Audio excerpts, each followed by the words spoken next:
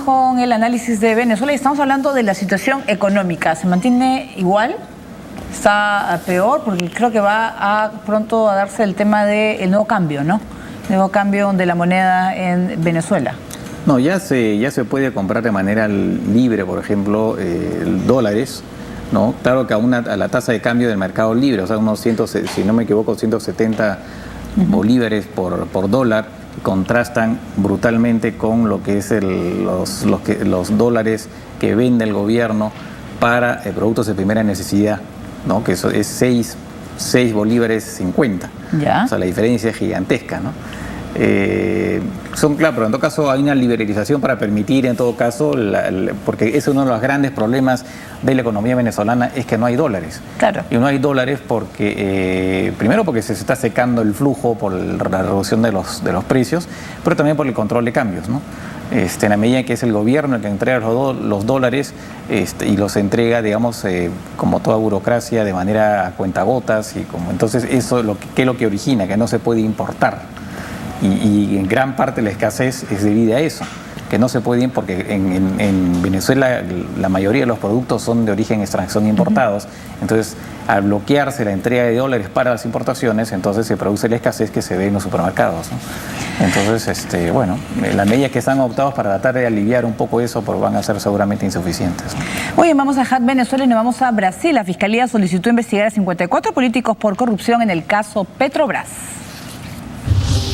La Procuraduría de Brasil pidió a la Corte Suprema abrir investigaciones sobre 54 políticos protegidos con alto rango para determinar si participaron en la monumental trama de corrupción que sacude al estatal Petrobras y mantiene en vilo al gobierno.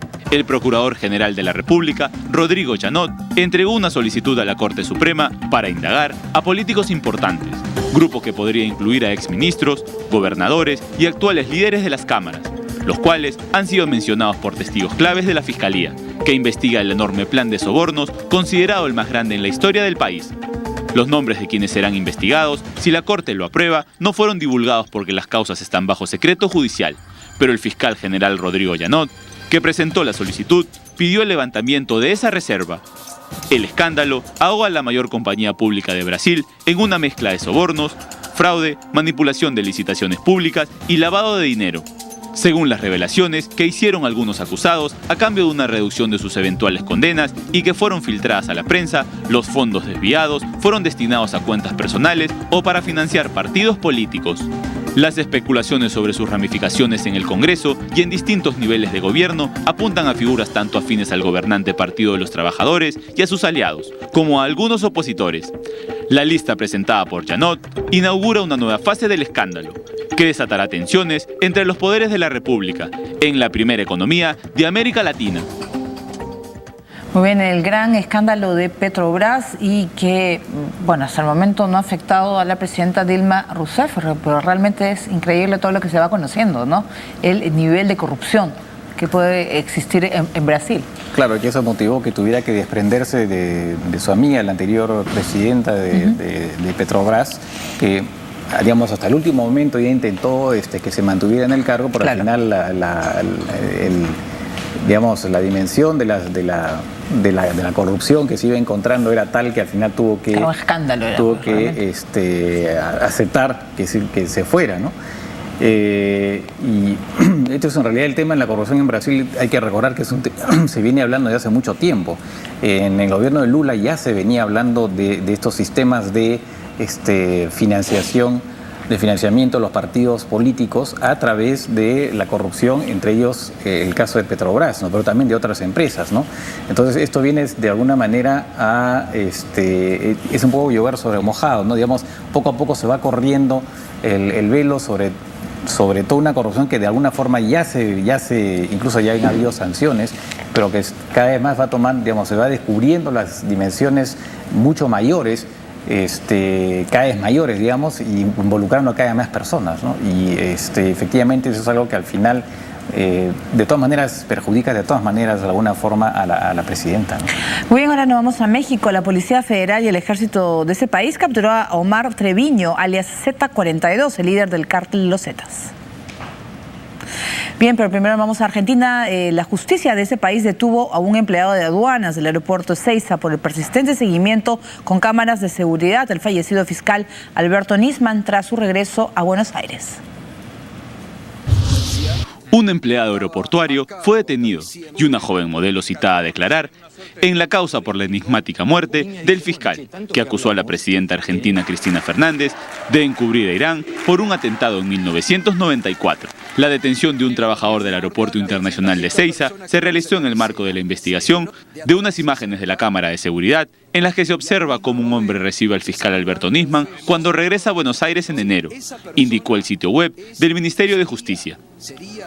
Otra pista será seguida con la declaración en calidad de testigo que brinde en breve la modelo Florencia Cocucci, de 25 años, donde manifestará si es verdad que mantenía algún tipo de relación sentimental con el fiscal, que estaba divorciado de su esposa, la jueza Sandra Arroyo Salgado.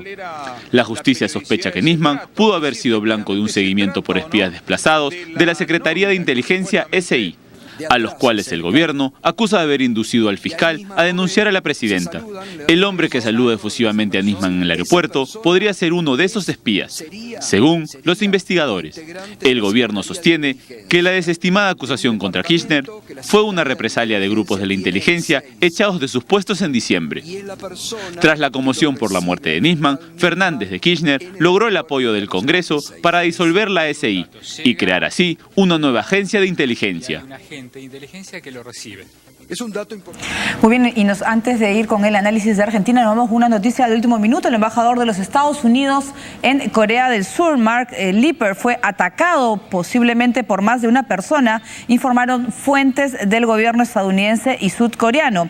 El funcionario de la agencia de la policía de Corea del Sur dijo que Lippert fue agredido con una pequeña navaja, recibió heridas en su mejilla derecha y también en la mano, y actualmente está siendo atendido. Sus lesiones no ponen en riesgo la vida del diplomático, dijo Mary Hart, vocera del Departamento de Estado de los Estados Unidos. El sospechoso de este ataque, que se cree tiene 60 años y se le identificó como Kim, está detenido y bajo investigación.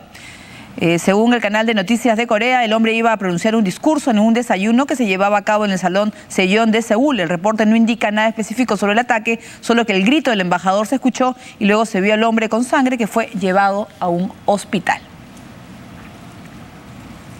Muy bien, y vamos a hablar de lo sucedido en la Argentina y bueno, y lo de Corea, que se van a conocer más detalles, sobre todo y antes de ir a lo de Argentina, sobre todo, Francisco, es con el anuncio de los misiles, ¿no?, de Corea del Norte, de Corea del Sur. Sé que se pone tensa la situación. Claro, bueno, habrá que ver a qué cosa corresponde ese ataque, ¿no? De repente simplemente es un loco simplemente que lo ha atacado.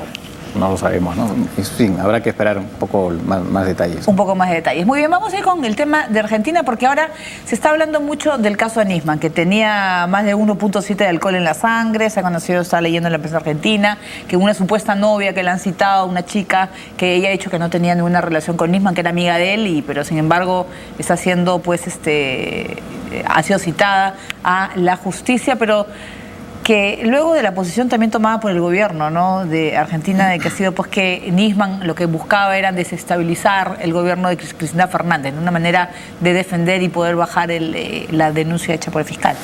Claro, y lo que llama la atención es precisamente que sea el gobierno el que diga que Nisman tenía ese grado de alcohol en la sangre, ¿no?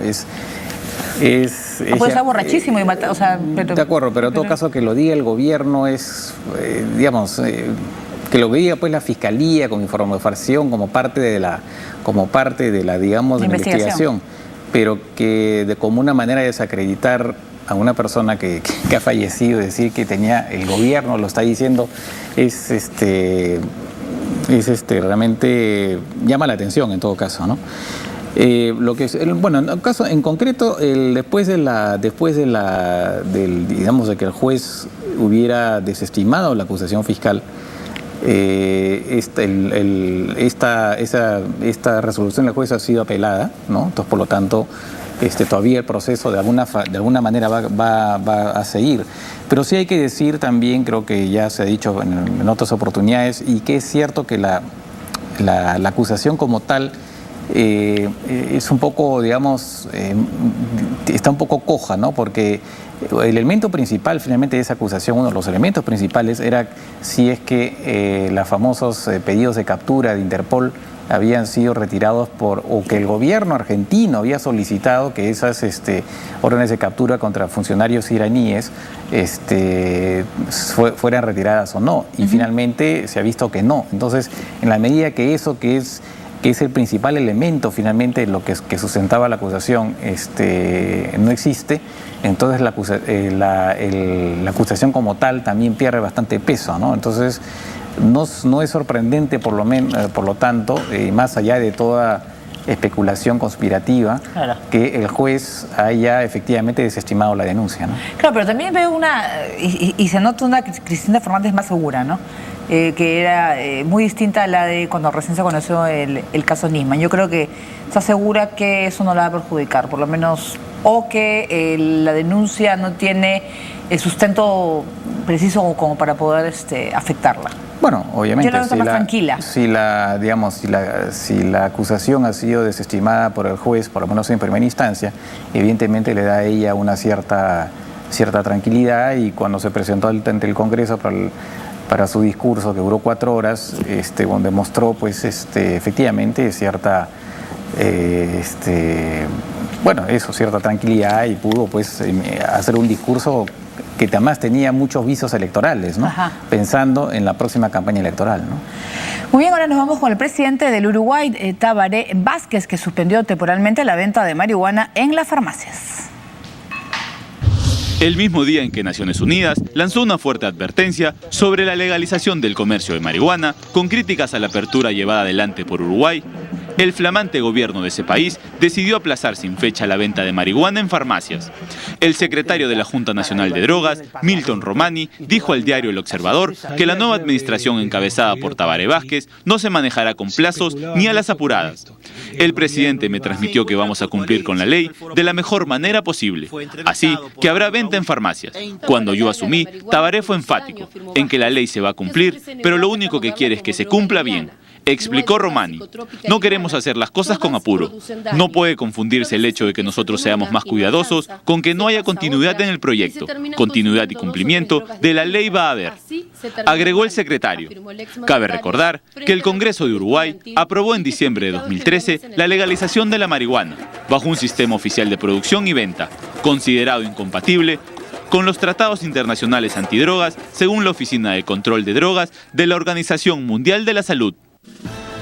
Muy bien, vamos a hacer nuestra primera pausa en el programa. Vamos a regresar con mucho más información y con la tensión que se está viviendo en los Estados Unidos, ya que la justicia no procesará al policía Darren Wilson por la muerte del joven afroamericano Michael Brown. Y también vamos a regresar con otra barbarie del Estado Islámico, que ahora ha arrojado desde un edificio a un joven acusado de ser homosexual. Volvemos.